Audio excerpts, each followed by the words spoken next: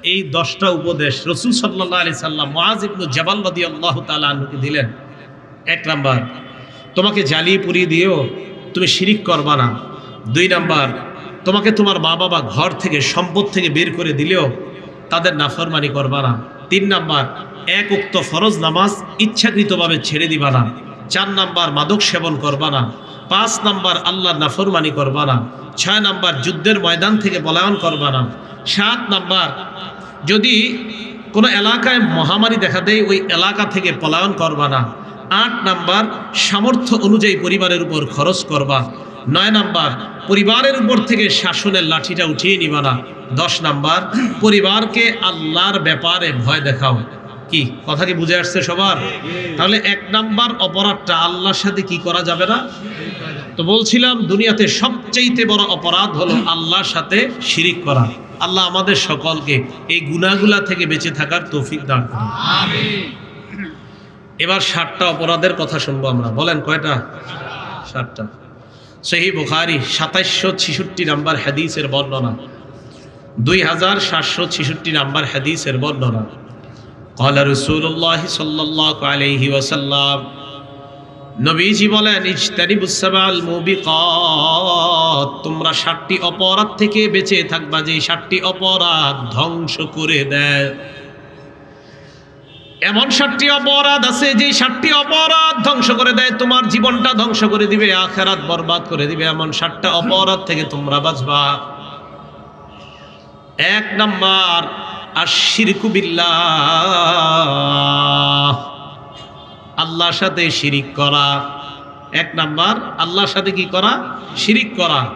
Two join others in worship along with Allah, আল্লাহর সাথে শিরিক করা। আল্লাহর সাথে কি করা? শিরিক করা। এটা আপনার দুনিয়া নষ্ট করবে, আখিরাত নষ্ট করবে। এই অপরাধটা করার ভুলেও চিন্তা করবেন না। 2 নাম্বার, আসসিহরু, জাদু করা। বলেন কি করা? আপনি আরেকজনের মেয়ের বিয়ে ভেঙে দিচ্ছেন জাদু করে।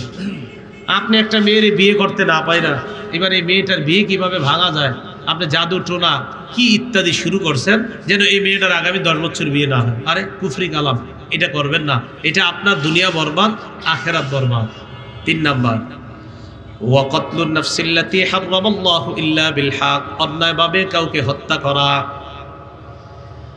4 নাম্বার, আকলুর রিবা, সুদ খাওয়া। কি খাওয়া? সুদ খাওয়া।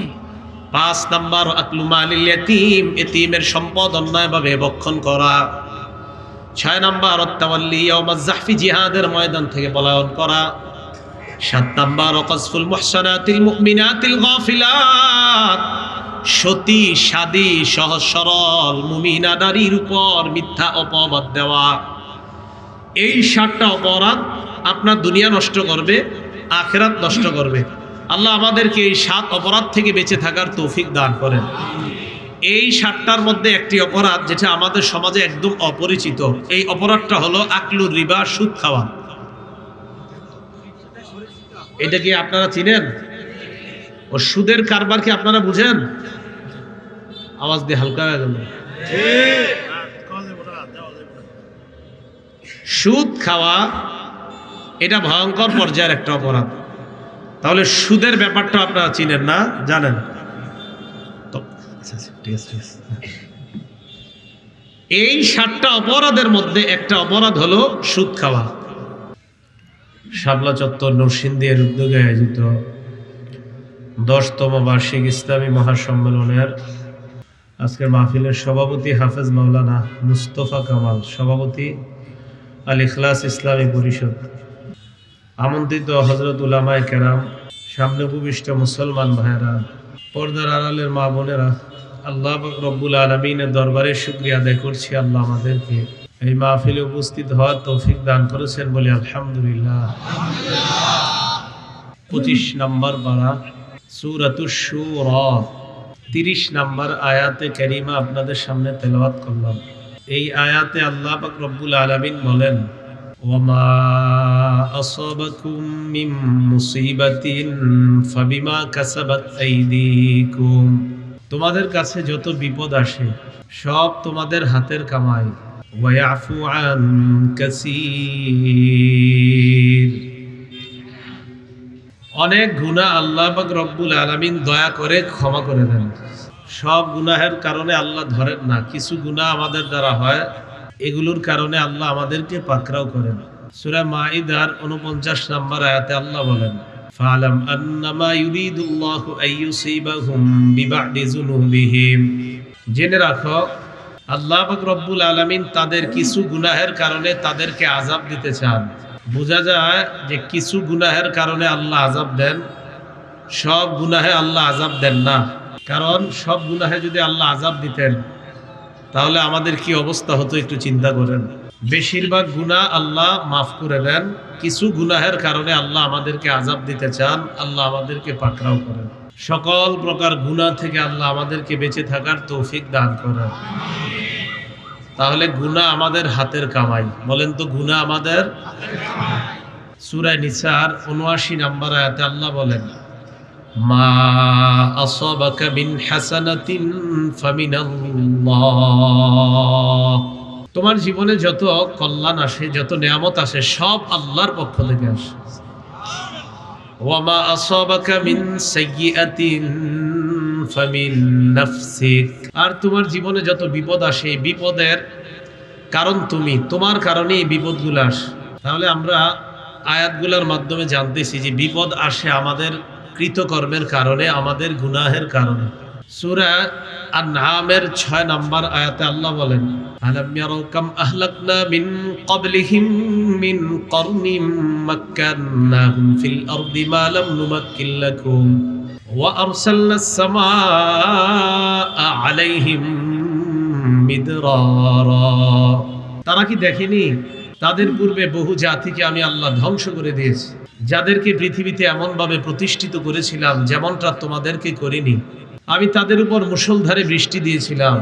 ওয়াজআলনাল আনহারা তাজরি মিন তাহতিহিম, এই বৃষ্টি দিয়ে আমি নদী নালা বানিয়ে দিয়েছি তথা ভরপুর নিয়ামত তাদেরকে দান করেছি, যে নদী নালা তাদের নিচ দিয়ে প্রবাহিত হতো। পরে আল্লাহ কি বলে দেখেন, ফাআহলাকনাহুম বিযুনুবিহিম ওয়া আনশা'না মিন বা'দিহিম করনান আখারিন, এত নিয়ামত দেওয়ার পরেও তাদের গুনাহের কারণে আমি আল্লাহ তাদেরকে ধ্বংস করে দিলাম, তাদের পরে নতুন জাতি আমি আল্লাহ সৃষ্টি করলাম। এই আয়াত দ্বারা বোঝা যায় গুনাহ করলে আল্লাহ ধ্বংস করে দিলে, ধ্বংস করার পর অন্য জাতি আল্লাহ আবার সৃষ্টি করতে এই ক্ষমতা আল্লাহর কাছে, এটা কোনো ব্যাপার না, এই ক্ষমতা আল্লাহর কাছে আছে। এটা আল্লাহর কাছে কোনো কি না ব্যাপার না। এই জন্য গুনাহের কারণে আল্লাহ নিয়ামত দেওয়ার পরেও জাতিকে ধ্বংস করার দৃষ্টান্ত পৃথিবীতে প্রচুর। সূরা আনকাবুতের ৩৯ এবং ৪০ নম্বর আয়াতে আল্লাহ বলেন, ওয়া কারুনা ওয়া ফিরআউনা ওয়া হামান, কারুন, ফিরআউন, হামান।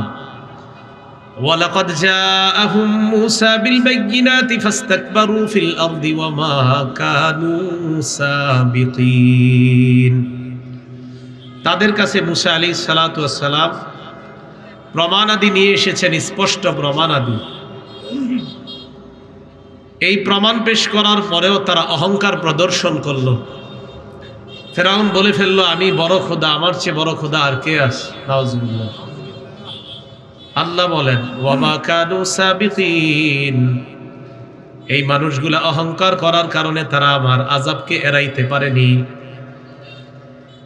এরপর আল্লাহ বলেন, ফাকুল্লান আখাযনা বিযামবি, প্রত্যেককে আমি তার অপরাধের কারণে পাকড়াও করেছি, অপরাধের কারণে আমি সবগুলাকে ধরলাম। ফামিনহুম মান আরসালনা আলাইহি হাসিবা, তাদের কাউকে আমি আল্লাহ পাথর বৃষ্টি দিয়ে ধ্বংস করে দিলাম। ওয়া মিনহুম মান আখাযাতহুস সাইহা, তাদের কারো উপর ভয়ঙ্কর আওয়াজ এসে তাদেরকে ধ্বংস করে দেয়। ওয়া মিনহুম মান খাসাফনা বিহিল আরদ, তাদের কাউকে আমি জমিনের মধ্যে ধসিয়ে ধ্বংস করে দিলাম। ওয়া মিনহুম মান আগরাকনা, তাদের কাউকে আমি আল্লাহ পানিতে ডুবিয়ে ধ্বংস করে দিলাম। ওয়া মা কানা আল্লাহু লিয়াযলিমাহুম, আল্লাহ বলেন, আল্লাহ এমন নন যে তাদের উপর জুলুমকারী, আল্লাহ তাদের উপর জুলুমকারী নন। ওয়ালাকিন কানু আনফুসাহুম ইয়াজলিমুন, তারা নিজেরাই নিজেদের উপর জুলুম করেছে। আয়াত দ্বারা বোঝা যায় আবার আপনার অপরাধের কারণে যদি গজব আমাদের উপর আসে, এটা আল্লাহর পক্ষ থেকে জুলুম না, বরং আমরা নিজেরাই নিজেদের উপর জুলুম করলাম। আমরা নিজেরাই নিজেদের উপর, আমাদের গুনাহের কারণে যখন গজব আসে বুঝতে হবে আমরা নিজেরাই নিজেদের উপর জুলুম করেছি। কথাগুলো বোঝার চেষ্টা করবেন। কোরআনের অনেক আয়াতের জবাব হয়ে যাচ্ছে। অনেক সময় আমরা বলি আল্লাহ গজব দেয়, আল্লাহ আযাব দেয়, এখানে আমি কি করব? মানে মনে হয় যে আপনি একদম ভালো মানুষ, এই কারণে গজব আসতেছে, এরকম অনেকে বলে। আয়াতগুলা প্রমাণ করতেছে গজবের কাজ করি আমরা, এই কাজ করার কারণে গজব আসে। এই গজব যে দুনিয়াতে আল্লাহ পাঠায়, এতে আল্লাহ আমাদের উপর একটু জুলুম করেন নাই, বরং আমরা নিজেরাই অপরাধ করার কারণে আমরা নিজেরাই নিজেদের উপর জুলুম করলাম। আল্লাহ তো বলেন, আরে বান্দা আমি তো সব অপরাধের কারণে তোমাদেরকে ধরি না, আমি তো বেশিরভাগ মাফ করে দিই, কিছুর জন্য তোমাদেরকে পাকড়াও করি। এই পাকড়াও আমি আল্লাহর পক্ষ থেকে জুলুম না, এটা দোষ তোমাদের, তাই তোমরাই নিজেদের উপর জুলুম করছো। এটা আল্লাহ বলতেছে। মুসলিম শরীফের 2577 নম্বর হাদিসে কুদসির মধ্যে আল্লাহ পাক রব্বুল আলামিন বলেন, ইয়া ইবাদি ইন্নী হারামতু যুলমা আলা নাফসি, হে বান্দারা আমি আল্লাহ নিজের উপর হারাম করলাম, আমি কারো উপর কখনো জুলুম করি না, কারো উপর জুলুম না করাটা আমি আল্লাহ নিজের উপর হারাম করে নিলাম। আল্লাহ কারো উপর জুলুম করেন না, সামান্য জুলুমও করে না। সূরা আলী ইমরানের 11 নম্বর আয়াতে আল্লাহ বলেন, কাদাবি আলি ফিরআউনা ওয়াল্লাযীনা মিন ক্বাবলিহিম কাযযাবু বিআয়াতিনা, যেমন ছিল ফেরাউন সম্প্রদায় এবং তাদের পূর্ববর্তীদের আচরণ, তারা আমার আয়াতগুলোকে অস্বীকার করেছে। বলেন আল্লাহর আয়াত অস্বীকার করা এটা কি ভালো কাজ নাকি অন্যায়? আল্লাহ বলেন ফাআখাযাহুমুল্লাহু বিযুনুবিহিম, আমার আয়াত অস্বীকার করার কারণে আল্লাহ পাক রব্বুল আলামিন তাদের গুনাহের কারণে তাদেরকে পাকড়াও করলেন। বলেন তো আল্লাহর পাকড়াও করাটা এটা কি আল্লাহ কোনো জুলুম করছে? না, তারা অপরাধ করে নিজেরাই জুলুম করছে, নিজেরাই জুলুম করছে। আল্লাহ বলেন যে এই মানুষগুলাকে আল্লাহ তাদের অপরাধের কারণে আল্লাহ পাকড়াও করেছে। আল্লাহ আমাদের সকলকে যে কোনো ধরনের ছোট বড় অপরাধ থেকে বাঁচার তৌফিক দান করুন, আমিন। তাহলে এই পর্যন্ত যে আয়াতগুলা শুনলাম, এতে বুঝলাম গুনাহ করি আমরা, আমাদের কৃতকর্মের কারণে আযাব আসে। হ্যাঁ, আযাব আসে আল্লাহর হুকুমে। বলেন আযাব আসে কার হুকুমে? আল্লাহর হুকুমে। তাহলে আমি প্রশ্ন করি, আপনারা জবাব দেন, আযাবের কাজ করি কারা? আমরা। আযাব আসে কার হুকুমে? আল্লাহর হুকুমে। সূরা তাগাবুনের 11 নম্বর আয়াতে আল্লাহ বলেন, মা আসাবা মিন মুসিবাতিন ইল্লা বিইজনিল্লাহ, যত বিপদ আসে সব আল্লাহর হুকুমে আসে। যত বিপদ আসে সব কার হুকুমে আসে? এই জন্য কেউ যদি আপনাদেরকে বলে বিপদ তো আসে আল্লাহর হুকুমেই, এতে আমি নামাজ পড়লে কি আর না পড়লে কি, সাথে সাথে বলবে না বিপদ আসার কাম করো তুমি, আল্লাহর হুকুমে বিপদ আসে, এটা সাথে সাথে বলে দিবেন। হয় নামাজ পড়লে কি আর না পড়লে কি, এরকম ডায়লগ দেয় অনেকে। তো এই ডায়লগের কোনো সুযোগ নাই। অপরাধ আমরা করি, হ্যাঁ কিছু নিরপরাধ মানুষের উপরে গজব আসে। এই গজব আসার কারণ কারা? যারা খারাপ কাজ করে তাদের কারণে গজব আসলে ভালো আর খারাপ সবাই ওই গজবের মধ্যে পড়ে যায়। এখন আসেন, দুনিয়ার সবচাইতে বড় অপরাধ আল্লাহর সাথে শিরিক করা। বলেন কি করা? দুনিয়ার সবচেয়ে বড় অপরাধ আল্লাহর সাথে শিরিক করা। একটা কিতাব আছে নাম মুসনাদে আহমদ, এই কিতাবের 22,075 নম্বর হাদিসের বর্ণনা। হাদিসের বর্ণনাকারী সাহাবীর নাম মুআজ ইবনে জাবাল রাদিয়াল্লাহু তাআলা আনহু। তিনি বলেন, আন মুআজ ইবনে জাবাল রাদিয়াল্লাহু তাআলা আনহু قال أوصاني رسول الله صلى الله عليه وسلم ب10 كلمات। মুআজ ইবনে জাবাল রাদিয়াল্লাহু তাআলা আনহু বলেন, আল্লাহর রাসূল আমাকে 10টা বিষয়ে উপদেশ দিয়েছেন। কয়টা? আপনাদের মুখস্থ করতে হবে কিন্তু। 1 নাম্বার, লা তুশরিক বিল্লাহি শাইআন ওয়া ইন কুতিলতা ওয়া হুররিকতা নবীজি বলেন, তোমাকে যদি হত্যা করা হয়, তোমাকে যদি জ্বালিয়ে দেওয়া হয়, তোমাকে যদি পুড়িয়ে দেওয়া হয়, এরপরেও আল্লাহর সাথে শিরিক করবা না। তোমাকে জ্বালিয়ে দেওয়া হয়, তোমাকে যদি পুড়িয়ে দেওয়া হয়, এরপরও তুমি আল্লাহর সাথে শিরিক করবা না। কোনো মুসলমান নাম আব্দুর রহমান, আব্দুর রহিম, এই মুসলমান নামের কাউকে যদি দেখেন যে উনি মনে করে আমার নাম তো আব্দুর রহমান, আমি মুসলমান, আমি তো আল্লাহর একজন মুসলিম বান্দা যদি মনে করে, আর দেখেন যে সে কবরে সিজদা দেয়, মাজারে সিজদা দেয়, হাতে পায়ে ধরে বলবেন, ভাই তুমি মাজারে সিজদা দেওয়াটা এটা আল্লাহর সাথে শিরিক করা। যদিও তোমার নাম আব্দুর রহমান, তুমি জন্মসূত্রে মুসলমান, তোমাকে আমরা মুসলমান বলি, কিন্তু তুমি মাজারে সিজদা দেওয়ার কারণে আল্লাহর সাথে শিরিক করলা। শিরিক যারা করে তাদের পরিচয় হয় মুশরিক। কি হয় পরিচয়? তাহলে বলেন সিজদা দিব একমাত্র কাকে? আল্লাহকে। এটা বলতেছে এক নাম্বার, লা তুশরিক বিল্লাহি শাইআ ওয়া ইন কুতিলতা ওয়া হুররিকতা। তোমাকে যদি হত্যা করা হয়, জ্বালিয়ে দেওয়া হয়, পুড়িয়ে দেওয়া হয়, এরপরেও তুমি আল্লাহর সাথে শিরিক করবা না। দুই নাম্বার, ওয়ালা তাউক্কান্না ওয়ালিদাইকা ওয়া ইন আমারাকা আন তাখরুজা মিন আহলিকা ওয়া মালিকা।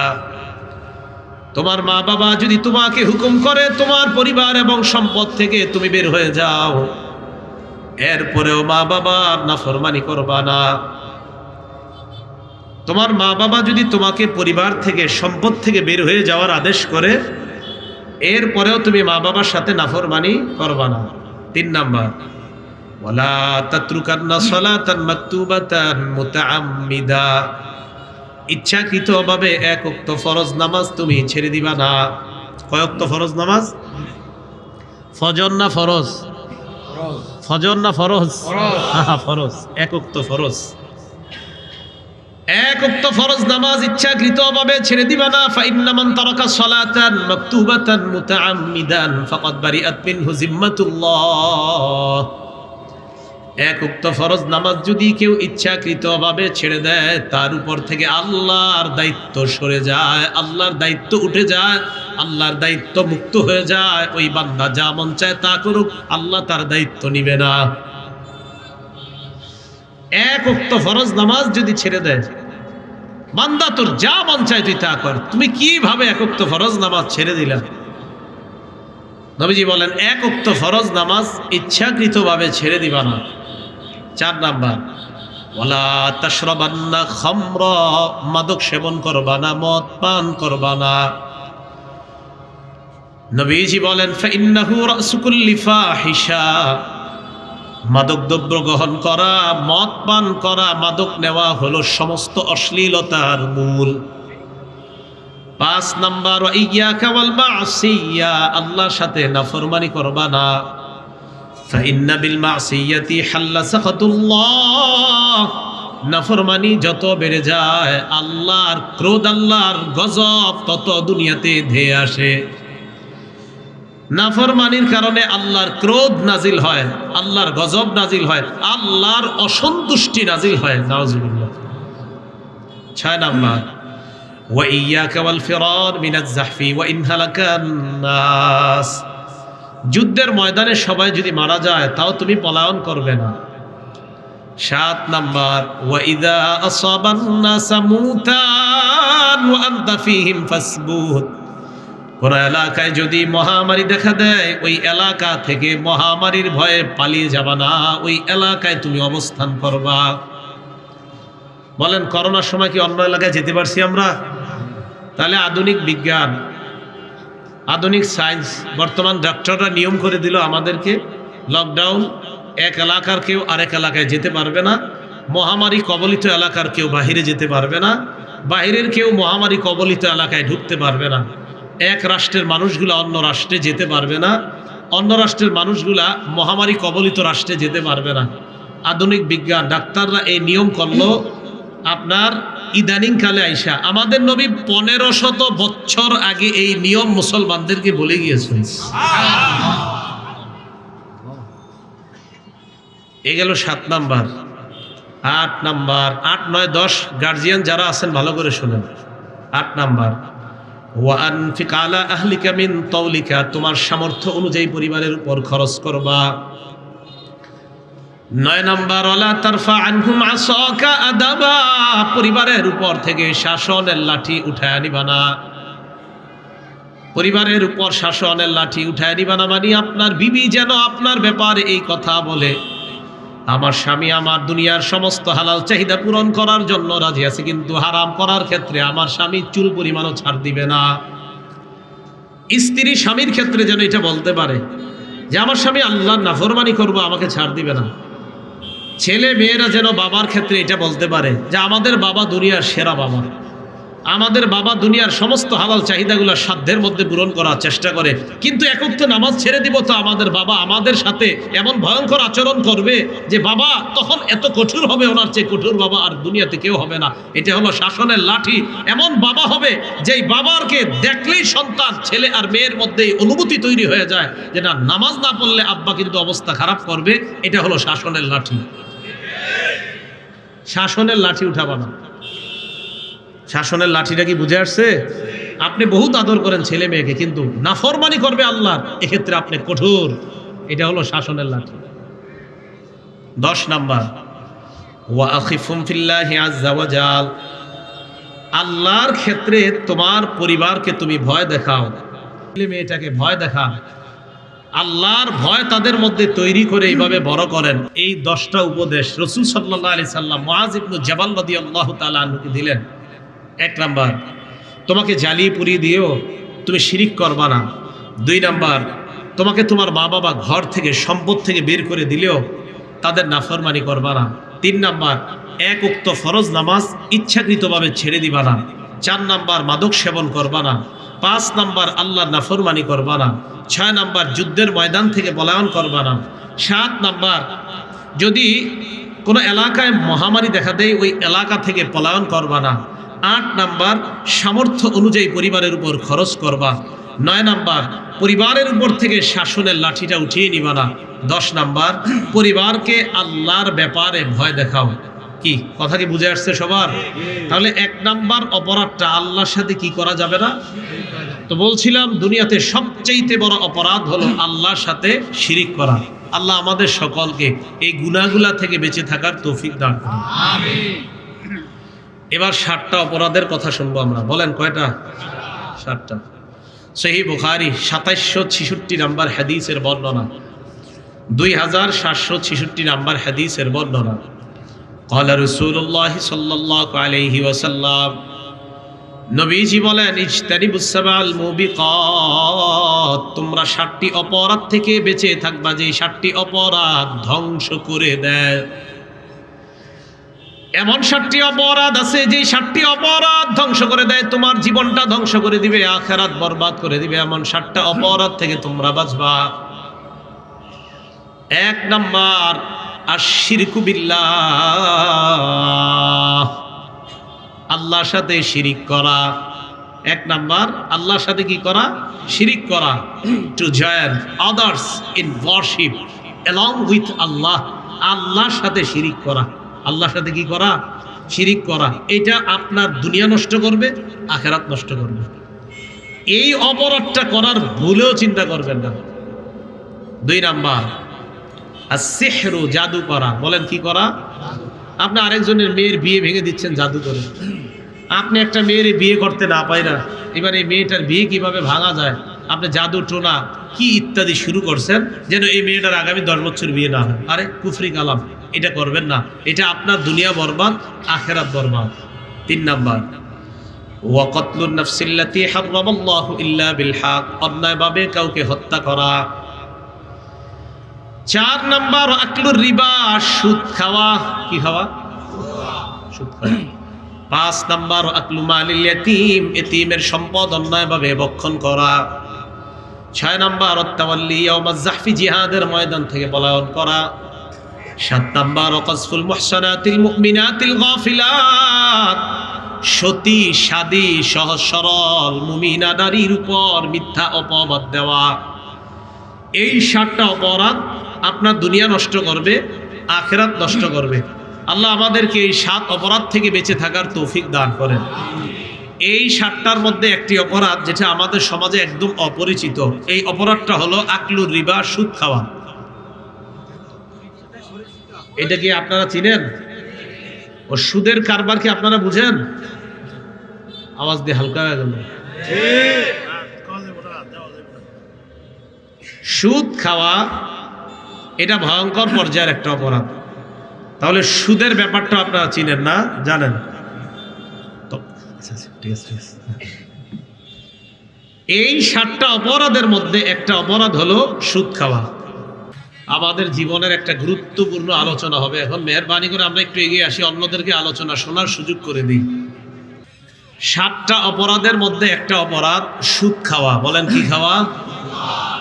খুব মনোযোগ সহকারে আমরা এই কথাগুলো শুনবো। সুদের ব্যাপারে 13টা কথা বলবো। বলেন কয়টা? এই 13টা কথার সময় আমরা কেউ আওয়াজ করব না, মুখস্থ রাখার চেষ্টা করব যদি পারা যায়। 13টা কথা বলবো সুদের ব্যাপারে। 1 নাম্বার, সুদ খাওয়া মানে আল্লাহ রসুলের বিরুদ্ধে যুদ্ধের ঘোষণা দেওয়া। খুব মনোযোগ সহকারে শুনবো, অন্যদেরকে কথাগুলো জানিয়ে দিবে।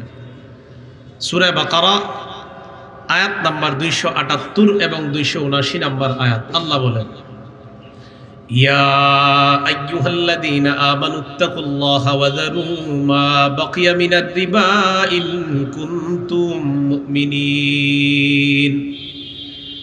হে ঈমানদারগণ, যদি তোমরা ঈমানদার হও তাহলে আল্লাহকে ভয় করো এবং সুদের কারবার ছেড়ে দাও।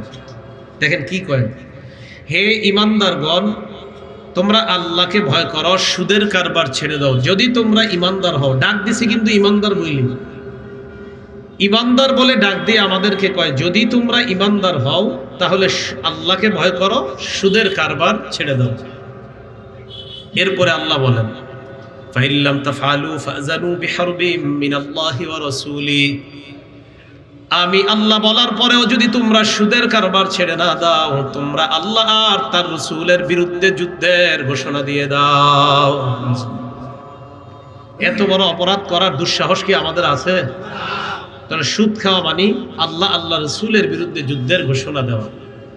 2 নাম্বার, যে ব্যক্তি সুদ খায় এই ব্যক্তি কিয়ামতের ময়দানে পাগল অবস্থায় উঠবে। সূরা বাকারার 275 নাম্বার আয়াতে আল্লাহ বলেন, আল্লাযীনা ইয়াকুলুনা রিবা, যারা সুদ খায়, লা ইয়াকুমুনা ইল্লা কামা ইয়াকুমুল্লাযী ইয়াতাখাব্বাতুহুশ শাইতানু মিনাল মাস। এরা কিয়ামতের ময়দানে এমন অবস্থায় উঠবে যেন শয়তান তাদেরকে স্পর্শ করে পাগল বানায়া দেয়। কেন এটা? যালিকা বিআন্নাহুম ক্বালু ইন্নামাল বাইউ মিসলুর রিবা। এরা যুক্তি দেখায় ব্যবসা নাকি সুদের মতো। বলেন নাউযুবিল্লাহ। আল্লাহ বলেন, আহাল্লাল্লাহুল বাই'a ওয়া হাররামার রিবা। আল্লাহ ব্যবসাকে হালাল করেছেন, সুদকে আল্লাহ হারাম করেছেন। তাহলে আল্লাহ ব্যবসা হালাল করেছেন, সুদকে হারাম করেছেন। তা আপনারা বলেন ব্যবসা আর সুদ কি এক না আলাদা? ব্যবসার মধ্যে লভ্যাংশ আছে না নাই? ব্যবসার লভ্যাংশ হালাল না হারাম? হালাল। আর সুদের লভ্যাংশ হালাল না হারাম? হারাম। তাহলে ব্যবসা হালাল, ব্যবসার লাভ হালাল, সুদ হারাম, সুদের লভ্যাংশ এটা হারাম। সুদ মানেই তো অতিরিক্ত, সুদ মানেই তো কি অতিরিক্ত, ইন্টারেস্ট। এই অতিরিক্ত জিনিসটাই হারাম। তাহলে যারা সুদ খাবে এই সুদখোর অবস্থায় যদি মারা যায় কিয়ামতের ময়দানে পাগল অবস্থায় উঠবে। এটা হলো 2 নাম্বার। 3 নাম্বার, যারা সুদ খায়, সুদ খাওয়া অবস্থায় যদি তাদের মরণ হয় তাহলে কিয়ামতের ময়দানে শ্বাস রোধ করা অবস্থায় তাদেরকে উঠানো হবে। তারা যখন কিয়ামতের মাঠে উঠবে তখন তাদেরকে দেখলে মনে হবে কে যেন তাদের গলা চেপে ধরেছে, তাদেরকে শ্বাসরোধ করে হত্যা করার চেষ্টা করতেছে। এমন অবস্থায় সুদখোর কিয়ামতের মাঠে উঠবে। উমদাতুত তাফসীর 1 নাম্বার খণ্ড 330 নাম্বার পৃষ্ঠা। আর আব্দুল্লাহ ইবনে আব্বাস রাদিয়াল্লাহু তাআলা আনহুমা قال, আব্দুল্লাহ ইবনে আব্বাস রাদিয়াল্লাহু তাআলা আনহুমার বর্ণনা, আকিলুর রিবা ইউবাসু ইয়াউমাল কিয়ামাতি মাজনুনান ইউখনাকু। সুদখোরকে কিয়ামতের ময়দানে এমন অবস্থায় উঠানো হবে দেখলে মনে হবে পাগল, আর মনে হবে তার গলাটা কেউ চেপে ধরেছে। শ্বাসরোধ করা অবস্থায় তাকে উঠানো হবে। 4 নাম্বার, আপনাদের এই শাপলা চত্বর এলাকায় যারা সুদ খায় তারা আল্লাহর গজব দুনিয়াতে টেনে নিয়ে আসে। আপনাদের এলাকায় যারা সুদ খায় তারা ওই এলাকার মধ্যে আল্লাহর গজব টেনে নিয়ে আসে। দলিল আত-তারগীব ওয়াত তারহিব কিতাবের নাম, 3 নম্বর খণ্ড 69 নম্বর পৃষ্ঠা।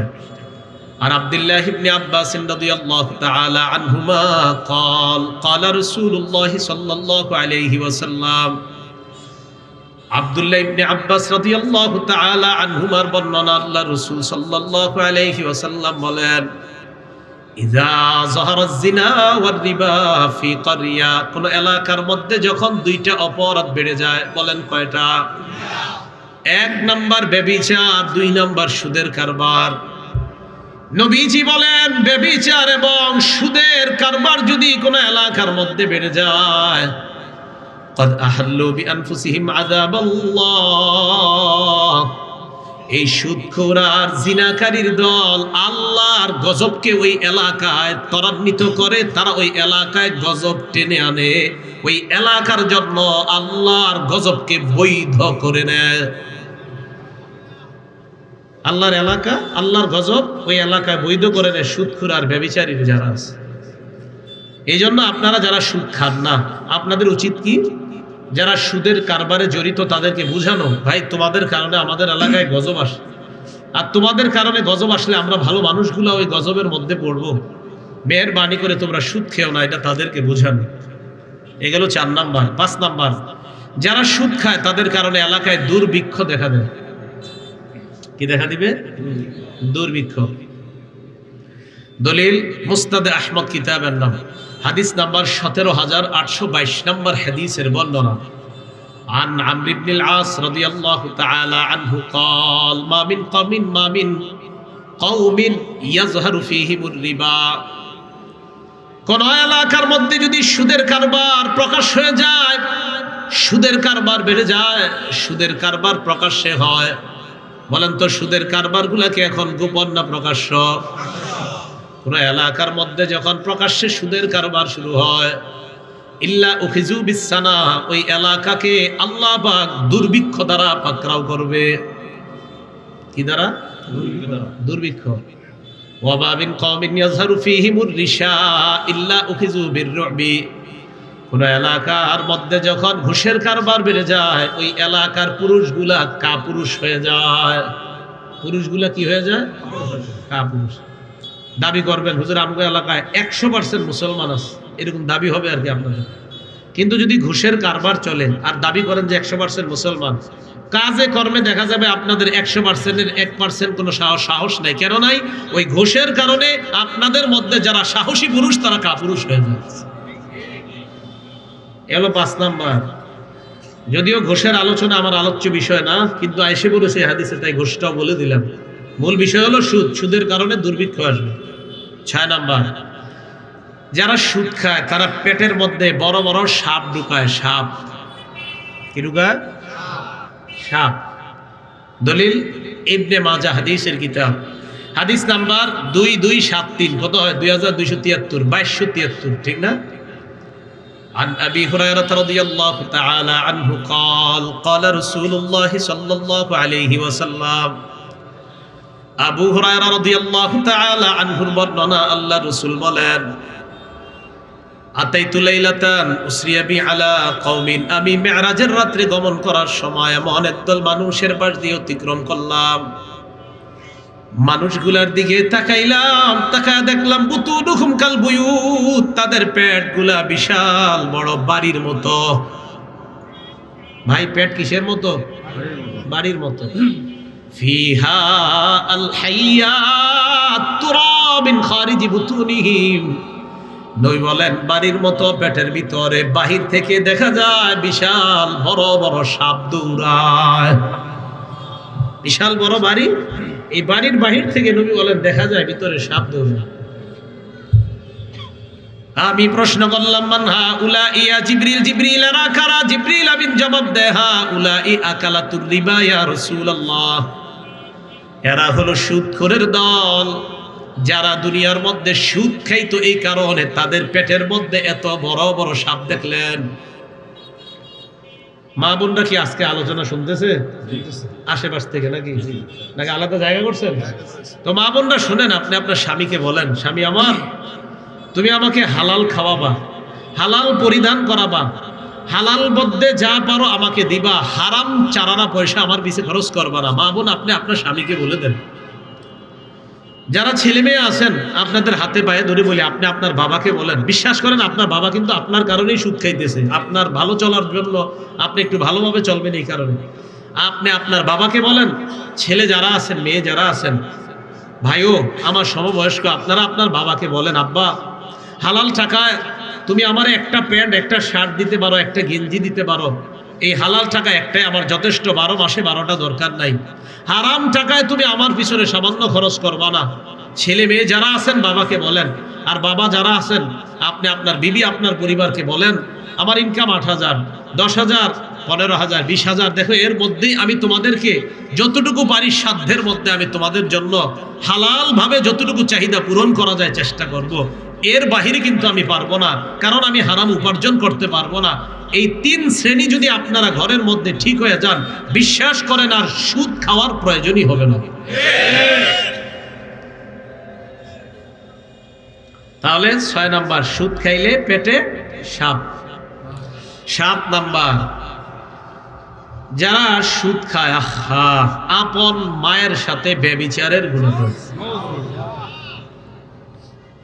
যারা সুদ খায়, ইবনে মাজাহ 2274 নাম্বার হাদিস এবং 2275, এই দুইটা হাদিসের মধ্যে আসছে। এই হাদিসের মধ্যে আসছে আর রিবাস 70 হুবা, পরের হাদিসে আসে আর রিবাস 73 হুবা। সুদের 73টা অথবা 70টা গুনাহের শাখা। বলেন সুদের গুনাহের শাখা কয়টা? সুদ একটা ছোট গুনাহ না অনেক বড় গুনাহ? এই গুনাহের শাখা কয়টা? 70টা বা 73টা। আইসারুহা আইয়ানকিহার রাজুল উম্মা, সর্বনিম্ন শাখা হলো কোন ব্যক্তি আপন মাকে বিয়ে করা, মানে আপন মায়ের সাথে ব্যভিচার করা। 8 নাম্বার, সুদ আমার আপনার জীবনটা ধ্বংস করে দেয়। এই দলিল তো আগেই দিছি, সহিহ বুখারীর 2766 নাম্বার হাদিসের বর্ণনা। 60টি ধ্বংসাত্মক অপরাধ থেকে বেঁচে থাকবা, এর মধ্যে একটা হলো আকলুর রিবা, সুদ খাওয়া। 9 নাম্বার, যারা সুদ খায় কিয়ামত পর্যন্ত তারা রক্তের নদীর মধ্যে সাঁতার কাটবে, হাবুডুবু খাবে। কিয়ামতের আগে রক্তের নদীর কিনারায় তারা পৌঁছতে পারবে না, যারা সুদ খায়। দলিল সহিহ বুখারী হাদিস নাম্বার 2085 নাম্বার হাদিসের বর্ণনা। عن سمرة بن جندب رضي الله تعالى عنه قال قال رسول الله صلى الله عليه وسلم, সামুরা ইবনে জুনদুব রাদিয়াল্লাহু তাআলা আনহুর বর্ণনা, আল্লাহ নবী বলেন, রাআইতুল লাইলাতা রাজুলাইন আতায়ান, রাতের বেলা আমি দেখলাম আমার কাছে 2 ব্যক্তি আসছে। আসার পর ফাখরাজানি ইলা আরদিন মুকদ্দাসা, আমাকে একটা পবিত্র জমিনের দিকে নিয়ে যায়।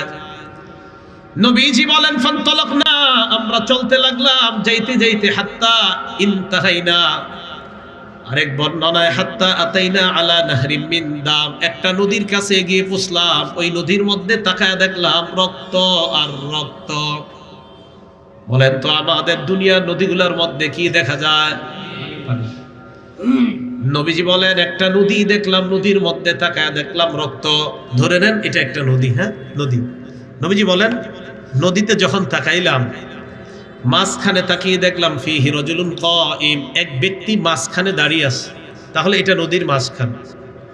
ওয়া আলা ওয়াসতিন নাহরি রাজুলুন বাইনা ইয়াদাইহি হিজারা, নদীর কিনারায় দেখলাম আরেকজন, তার সামনে অনেকগুলা পাথর। বলেন নদীর মাঝখানে একজন, নদীর কিনারায় আরেকজন। নবীজি বলেন ফাআকবালা রাজুলুল্লাযী ফিন নাহরি, নদীর মাঝখানের লোকটা নদীর কিনারার দিকে রওনা করছে, মাঝের লোকটা কিনারায় রওনা করছে। নবীজি বলেন আমি তাকায় দেখলাম যে মাত্র লোকটা নদীর কিনারার দিকে রওনা করে, ফারাবা, নদীর কিনারার লোকটা, রাবার রাজুলু বিহাজারিন ফি ফিহি, একটা পাথর নিয়ে ওই সাঁতারকারী লোকটার মুখ বরাবর মারে। মারার পর রাদ্দাহু হাইসু কানা, যেতটুকু আসছে না পাথর খায়া আবার আগের জায়গায় চলে যায়। তো চলে যাওয়ার পর নবীজি বলেন আমি ভালো করে দেখতে লাগলাম, অবাক হলাম। কুল্লামা যা আলিয়া খুরুজা, যখনই লোকটা আসতে চায়, যখনই লোকটা আসতে চায়, আল্লাহ নবী বলেন আমি তাকে দেখলাম রমা বিহাজারিন ফিহি, যখনই আসতে চায় তখনই পাথর মারে। ইয়ারজিউ হাইসু কানা, যতবার কিনারা আসতে চায় ততবার পাথর খেয়ে আবার নদীর মাঝখানে চলে যায়। জিবরিল আমিন আমাকে বলে আল্লাযী রাআইতাহু ফিন নাহরি আকিলুর রিবা।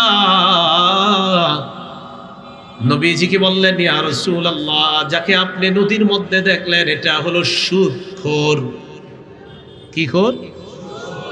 কিয়ামত পর্যন্ত চেষ্টা করবে, নদীর কিনারায় পৌঁছতে পারবে না, পাথর খাবে আবার নদীর মাঝখানে যাবে। এলো 9।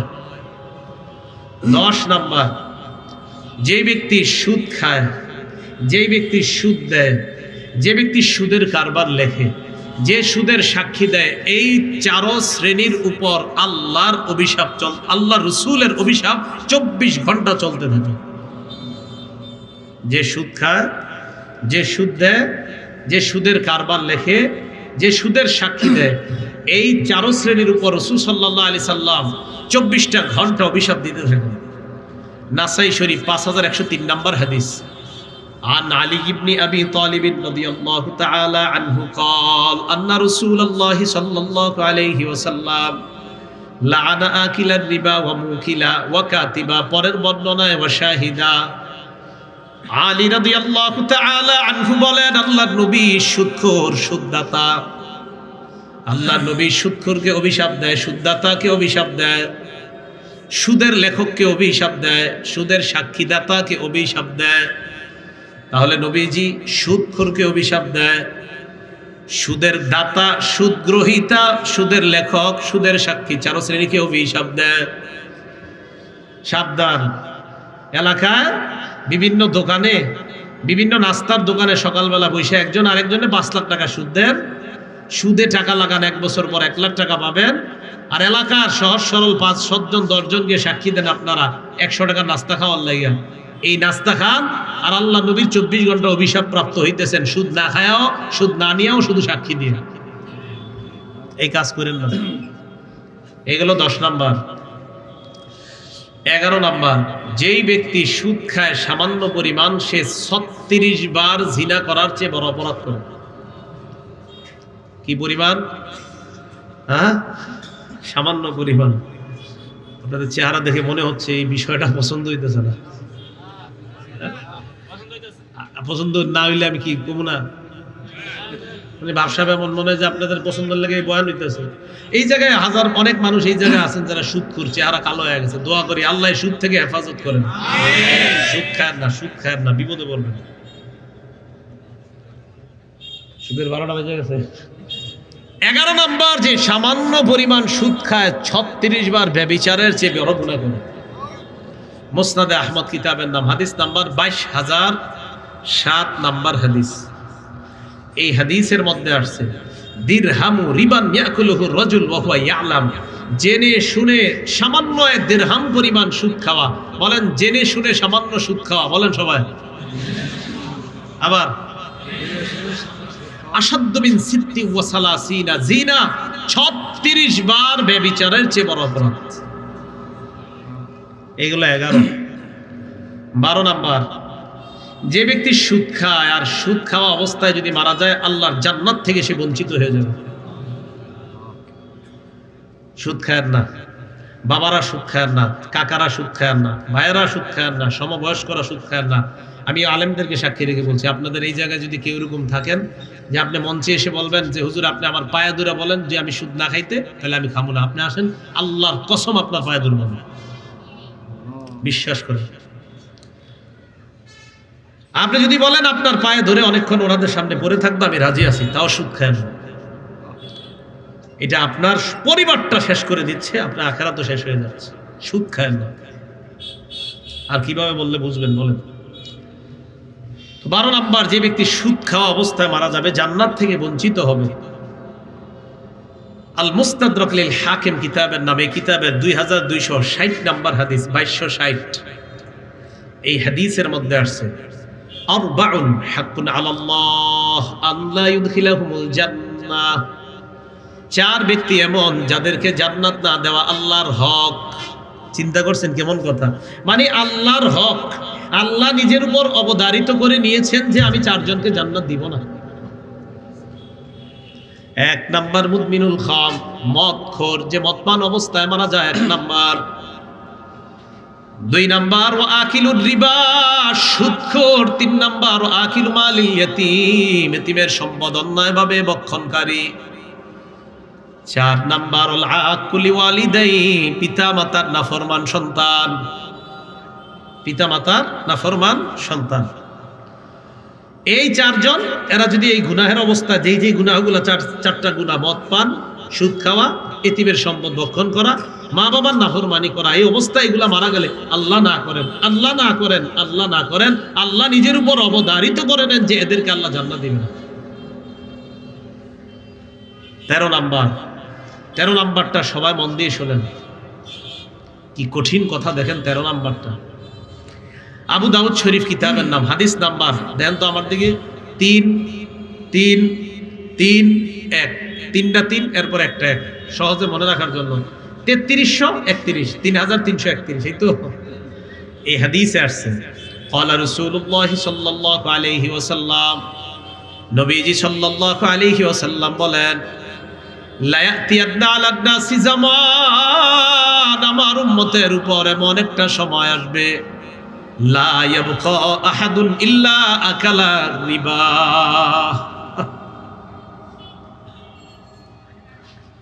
নবীজি বলেন এমন একটা সময় আসবে যে সময় কেউ বাকি থাকবে না, সবাই সুদ খাবে। এই হাদিস পড়ে আমি তো টেনশনে পড়ে গেছি, মানে কি সবাই সুদ খাবে? মানে অনেকে আমরা আছি না, অনেকে সুদ খাই না, তো নবীজি কি বললেন? নবীজি সাথে সাথে বলে দিছে, ওয়া ইল্লাম ইয়াকুলহু, যদিও সবাই ডাইরেক্ট না খায়, সাথে সাথে বলছে যদিও সবাই ডাইরেক্ট না খায়। কত ভালো মানুষ আছে সুদ খায় না, ঠিক না? আসাবাহু মিন বুখারিহি, সুদের ধোঁয়া তার গায়ে লাগবে। ওনাকে আমি নিয়ে গেলাম, চলেন 1 কাপ চা খাও, আমি সুদের টাকায় ওনার চা খাওয়াইছি, উনি তো জানে না, ওনার গুনাহ হবে না, উনি যেহেতু জানে না তাই ওনার গুনাহ হবে না, আমি তো ওনার না অজান্তে ওনাকে খাওয়াই দিছি, কিন্তু সুদের ধোঁয়া পেটে ঢুকাই দিছি, সুদের হাওয়া কিন্তু ঢুকাই দিছি, সুদের টাকায় না খাওয়াই দিছি। তো নবী বলছে যদিও সবাই না খায়, ধোঁয়া তো লাগবেই। কত মানুষ আমাকে আপনাকে সুদের টাকায় বিভিন্ন জিনিস খাওয়াই দিচ্ছে, আমি আপনি জানি না, তাই নবী বলছেন সুদ না খাইলেও ধোঁয়া লাগবে, ধোঁয়া লাগবে। এই জন্য তো দেখেন আমরা এবার মজা পাই না, অজান্তে তো ঢুকে যাচ্ছে।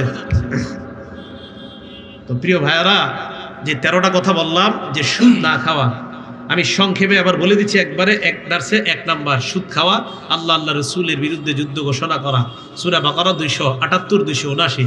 2 নাম্বার সুদ খাওয়া, কিয়ামতের ময়দানে পাগল অবস্থায় ওঠা, সূরা বাকারা 275। 3 নাম্বার সুদ খাওয়া, গলাটা শ্বাসরোধ করা অবস্থায় তাকে উঠানো, উমদাতুত তাফসীর 1 নাম্বার খণ্ড 330 নাম্বার পৃষ্ঠা। 4 নাম্বার সুদ খাওয়া, এলাকার মধ্যে গজব আসা, আত-তারগীব ওয়াত-তারহীব 3 নাম্বার খণ্ড 59 নাম্বার পৃষ্ঠা, 69 নাম্বার পৃষ্ঠা। 5 নাম্বার সুদ খাওয়া, এলাকার মধ্যে দুর্ভিক্ষ লাগে যাওয়া, মুসনাদে আহমদ 17822 নাম্বার হাদিস। 6 নাম্বার সুদ খাওয়া, পেটের মধ্যে সাপ ঢুকানো, ইবনে মাজাহ 2273 নাম্বার হাদিস। 7 নাম্বার সুদ খাওয়া, আপন মায়ের সাথে ব্যভিচার করা, ইবনে মাজাহ 2274 নাম্বার হাদিস। 8 নাম্বার সুদ খাওয়া, দুনিয়া ধ্বংস করা, আখিরাত ধ্বংস করা, সহিহ বুখারী হাদিস নাম্বার 2766। 9 নাম্বার সুদ খাওয়া, রক্তের নদীতে কিয়ামত পর্যন্ত সাঁতার কাটা, সহিহ বুখারী 2085 নাম্বার হাদিস। 10 নাম্বার সুদ খাওয়া, তার মানে হলো 24 ঘন্টা রসুলের অভিশপ্ত হওয়া, রসুল আপনাকে অভিশাপ দিবে, নাসাই শরীফ হাদিস নাম্বার 5103 নাম্বার। 11 নাম্বার সামান্য সুদ খাওয়া, 36 বার ব্যভিচারের চেয়ে বড় গুনাহ করা, মুসনাদে আহমদ 22007। সুদ খাওয়া 12 নাম্বার আল্লাহর জান্নাত থেকে বঞ্চিত হওয়া, আল মুস্তাদরাক লিল হাকিম হাদিস নাম্বার 2260 নাম্বার হাদিস। 13 নাম্বার সুদ সবাই মিলে খাবে, যদিও না খায় সুদের হাওয়া সবার গায়ে লেগেই যাবে, আবু দাউদ শরীফ 3331 নাম্বার হাদিস। নবী বলছে এই কর্মগুলা হবে। আপনারা বলেন তো এগুলো কি হবে না চলছে?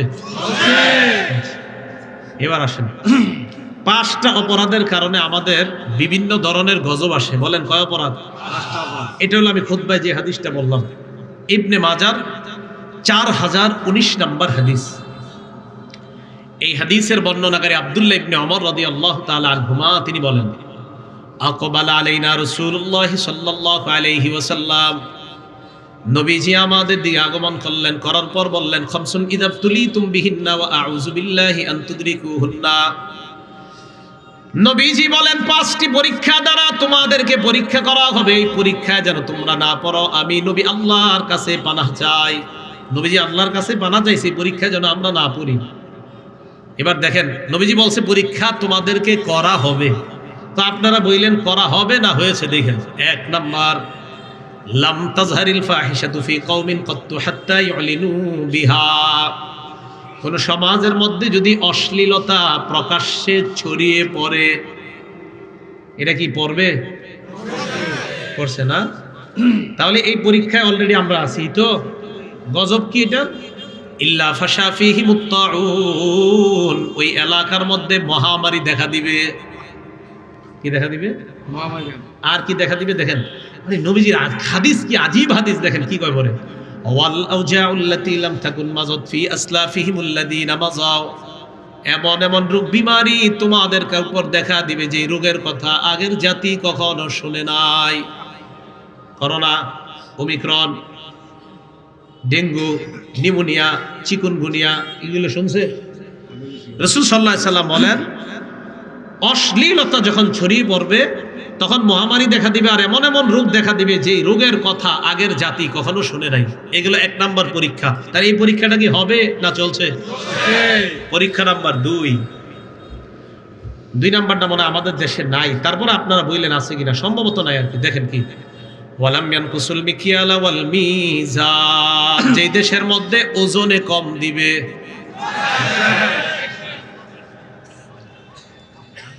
ওজনে কম দিবে, এটাও আছে না? যেই দেশের মধ্যে ওজনে কম দিবে এই দেশের মধ্যে গজব আসবে 3টা। বলেন কয়টা? তাহলে ওজনে কম দেওয়ার পরীক্ষা যাদেরকে করা হবে তাদের উপর গজব আসবে 3টা। 1 নাম্বার, ইল্লা উখিযু বিসসিনিন, ওই দেশের মধ্যে দুর্ভিক্ষ লাগবে।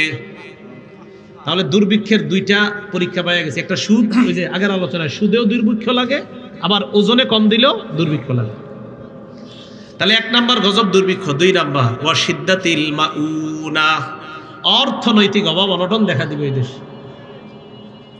3 নাম্বার, জাওরিস সুলতানি আলাইহিম, তাদের উপর জালেম চেপে বসবে। তাহলে এ হলো 2 নাম্বার পরীক্ষা আর 3টা গজব। 3 নাম্বার পরীক্ষা, ওয়ালাম ইয়ামনাউ যাকাত আমওয়ালিহিম, যে দেশের মানুষ যাকাত না দিবে। কি না দিবে? এটা কি ভবিষ্যতে হবে? ইল্লা মুনিউল কাতরা মিনাস সামা, ওই দেশে রহমতের বৃষ্টি বন্ধ করে দেওয়া হবে। রহমতের বৃষ্টি, রহমতের বৃষ্টি কাকে বলে? যে বৃষ্টির কারণে কৃষকের মুখে হাসি ফুটে, যে বৃষ্টির কারণে কৃষি খাতে আমাদের দেশের অর্থনৈতিক অবস্থা চাঙ্গা হতে পারে। ওই রহমতের বৃষ্টি বন্ধ করে দেওয়া হবে। যাকাত না দেওয়ার পরেও আমাদের দেশে কেন বৃষ্টি হয়? আমাদের দেশে যাকাত দেয় না এমন লোক আছে না? তো এরপরে বৃষ্টি কেন হয়? নবীজি কি বলে দেখেন, লাউলাল বাহাইম লাম ইউমতারু, চতুষ্পদ জন্তুরা যদি না থাকতো দেশে, হাঁসগুলা সাঁতার কাটে, বৃষ্টি আসলে এরা আনন্দ করে মজা পায়। কিছু প্রাণী আছে বৃষ্টি আসলে তারা মজা পায়, বৃষ্টি আসলে সাপেরা মজা পায়, কিছু প্রাণীরা বৃষ্টি আসলে মজা পায়। নবীজি কয়, আল্লাহ ওই হাইওয়ান জানোয়ারকে বৃষ্টি দেয়, তাদের উসিলায় তোমরা বৃষ্টি পাও। তাহলে যাকাত না দিলে রহমতের দেখেন আপনি সত্যিকারের কৃষকদের যে সময় বৃষ্টি দরকার তখন বৃষ্টি হয় না। 4 নাম্বার, ওয়ালাম ইয়ানকুদু আহদাল্লাহি ওয়া আহদা রাসূলি, যে দেশের মানুষ আল্লাহ আল্লাহ রসুলের সাথে অঙ্গীকার ভঙ্গ করে, ওই দেশের মধ্যে ইল্লা সাল্লাতাল্লাহু আলাইহিম আদুওয়াম মিন গায়রিহিম, বহিরাগত শত্রু আল্লাহ ওই দেশের উপর চাপিয়ে দিবে। ফাআখাযু মা ফি আইদিহিম, ওই শত্রু এসে তাদের দামি দামি সম্পদগুলা ছিনিয়ে নেবে। যে দেশের মধ্যে আল্লাহ আল্লাহ রসুলের সাথে অঙ্গীকার ভঙ্গ করবে। যেমন আবু দাউদ শরীফের 4015 নাম্বার হাদিসের বর্ণনা, নবীজি সাল্লাল্লাহু আলাইহি সাল্লাম বলেন, আলী লা তাকশিফ ফাকিজাকা, আলী তুমি তোমার রানটা খুইলো না, তোমার রান কাউকে দেখাও না। আমরা নবীর সাথে অঙ্গীকারাবদ্ধ হয়েছি যে ইয়া রাসূলুল্লাহ আমরা আমাদের রান কাউকে দেখাবো না, কারণ রান দেখানো হারাম। ওয়ালা তানজুর ইলা ফাকিজি হাইয়িন, আলী তুমি কোনো জীবিত ব্যক্তির রানের দিকে তাকাও না। আমরা ওয়াদাবদ্ধ হয়েছি যে আমরা কোনো জীবিত ব্যক্তির রানের দিকে দেখব না। ওয়ালা ফাকিজি মাইয়িতিন, মরা ব্যক্তির রানের দিকে তুমি তাকিও না।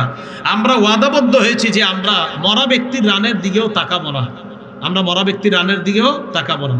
তাহলে এই বিষয়ে আমরা নবীর সাথে ওয়াদাবদ্ধ, আল্লাহর সাথে ওয়াদাবদ্ধ হয়েছি। আল্লাহ বলেছেন মা আতাকুমুর রাসূল ফাখুযু, নবীজি তোমাদেরকে যা দিয়েছেন তা গ্রহণ করো। ওমা নাহাকুম আনহু ফান্তাহু, যা থেকে নিষেধ করেছেন তা থেকে তোমরা বিরত থাকো। এটা আল্লাহর সাথে আমরা অঙ্গীকারাবদ্ধ হলাম। এখন দেখেন অঙ্গীকারাবদ্ধ হওয়ার পরেও যদি আমরা আল্লাহ রসুলের অঙ্গীকার, তার সাথে অঙ্গীকার আমরা ভঙ্গ করি, আল্লাহ রসুলের সাথে অঙ্গীকার ভঙ্গ করি, তো জীবিত ব্যক্তির রান দেখবা না, মৃত ব্যক্তির রানের দিকে তাকাইবা না, এটা আমরা অঙ্গীকার করলাম।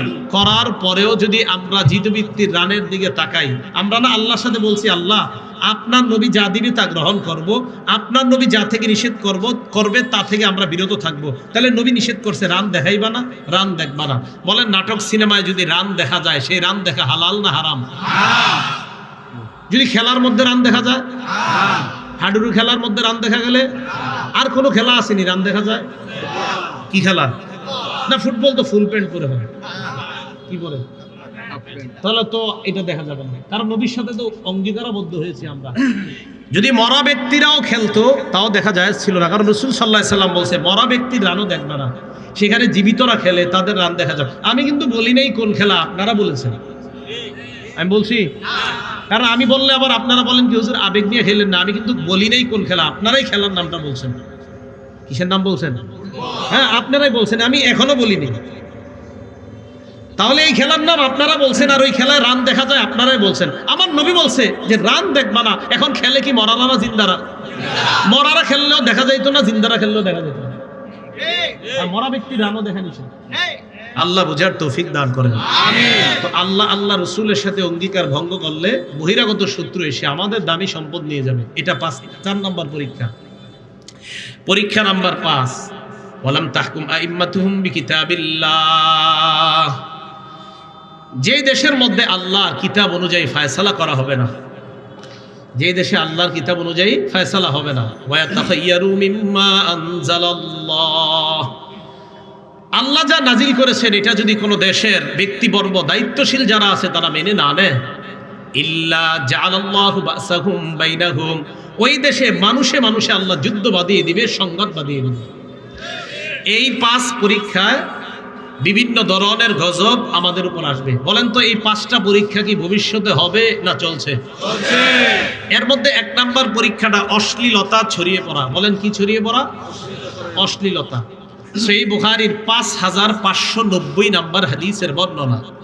ক্বালা রাসূলুল্লাহ সাল্লাল্লাহু আলাইহি ওয়াসাল্লাম, নবীজি সাল্লাল্লাহু আলাইহি ওয়াসাল্লাম বলেন, লা ইয়াকুনান্না মিন উম্মতি আকওয়াম ইস্তাহিল্লুনাল হিররা ওয়াল হারির, নবীজি বলেন আমার উম্মতের মধ্যে এমন একদল মানুষের আবির্ভাব ঘটবে যারা জিনাকে হালাল মনে করবে।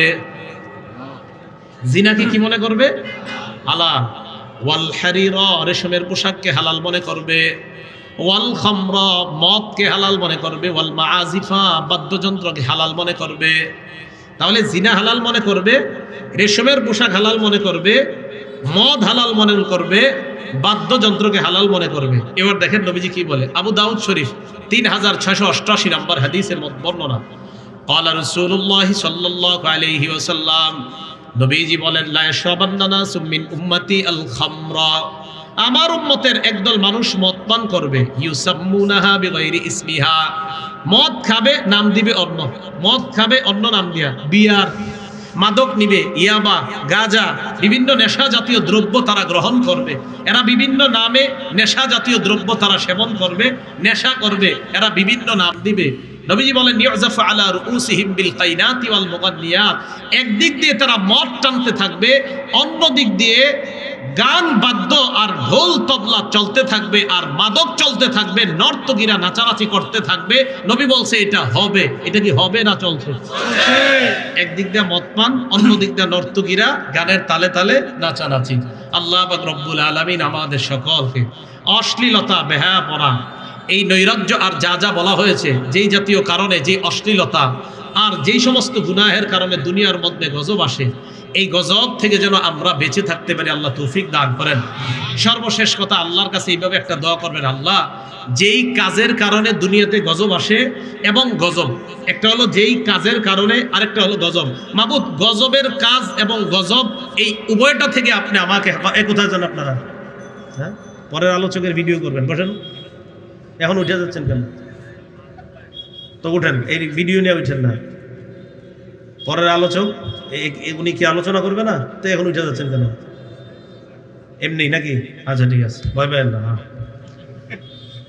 তো বলতেছিলাম, আল্লাহকে বলবেন, আল্লাহ কষ্ট নিন না, মাফ করে দিন। আল্লাহকে বলবেন, আল্লাহ যেই কাজের কারণে গজব আসে এবং গজব, যেই কাজের কারণে গজব আসে এবং গজব, এই দুইটা থেকে আপনাকে আমাকে হেফাজত করেন। এই দোয়াটা খুব বেশি বেশি আল্লাহর কাছে করা, যে আল্লাহ এমন কাজ যেন আমি না করি যেই কাজ গজব টেনে আনে, এবং গজবের কোনো কাজ যেন আমি না করি। আল্লাহ আমাদেরকে হেফাজত করেন। এখন সবাই একটু হাত তোলেন, স্টেজে না, স্টেজে যারা না, আপনারা সামনে যারা হাত তোলেন, হাত তুলে এই সাইডে একটু জায়গা করেন, এই সাইডে একটু জায়গা, হাত তোলা অবস্থাতে একটু জায়গা করেন। হ্যাঁ, মাশাআল্লাহ, এই তো ঠিক আছে। কেউ উঠবেন না আপনারা। আচ্ছা, হাত তোলেন। এতক্ষণ যে আমি আলোচনা করলাম না, এতক্ষণ আলোচনা করছি, বলেন কিছু শিখছি কিনা? তাহলে শিখে থাকলে আমি শিক্ষক, আপনারা ছাত্র। হাত নামায়েন না, কি বলেন? যদি কিছু শিখে থাকেন, আচ্ছা কিছু শিখছেন? আরো জোরে বলেন, কিছু শিখছেন? শিখে থাকলে কিছুক্ষণের জন্য আপনারা ছাত্র, আমি শিক্ষক। তো এখন আমি যা বলবো সেটা শুনবেন ইনশাআল্লাহ। পরের আলোচক হাত নামাইছেন? আচ্ছা ঠিক আছে, হাত, আচ্ছা পরে উঠছেন। পরের আলোচক বসার পরে কারো যদি ইস্তেঞ্জার প্রয়োজন হয়, ইস্তেঞ্জা করার জন্য আস্তে ধীরে আপনি যাবেন পিছন থেকে, কিন্তু একবারে সময় উঠবেন না। হাতগুলো উঠায় রাখেন, হাতগুলো উঠায় রাখেন। ওলামায়ে কেরাম যারা আছেন মঞ্চে দেখেন, মাশাআল্লাহ, আপনারা সাক্ষী রেখে গেলাম, এই মজমাটা সৌন্দর্য থাকবে, মজমার সৌন্দর্য মানুষগুলা থাকা, ইনশাআল্লাহ ওনারা উঠবে না, দেখবেন ভদ্রতার পরিচয় দিবে আল্লাহ পাক রব্বুল আলামিন। আল্লাহ এই ভদ্র মানুষগুলোর সামনে যখন কোরআন সুন্নাহ বললাম, আপনি তাদের এই ভদ্রতা, এটা যেন আরো বেশি সময় তারা ধরে রাখতে পারে, আল্লাহ আপনি তৌফিক দান করেন। আমাদের এই সমাজটা সুদ ঘুষ থেকে যেন আল্লাহ পাক রব্বুল আলামিন একটা সুদ মুক্ত সমাজ গঠন করতে পারে, আল্লাহ তৌফিক দান করেন। আখিরু দাওয়ানা আলহামদুলিল্লাহি রাব্বিল আলামিন। কে উঠবো না? আল্লাহর রাস্তে কেউ উঠবো না, আল্লাহর রাস্তে কেউ মজমাটা নষ্ট করবো না। মেহেরবানি করে কেউ আমরা উঠবো না, মজমাটা আমরা নষ্ট করবো না, মেহেরবানি করে কেউ উঠবো না।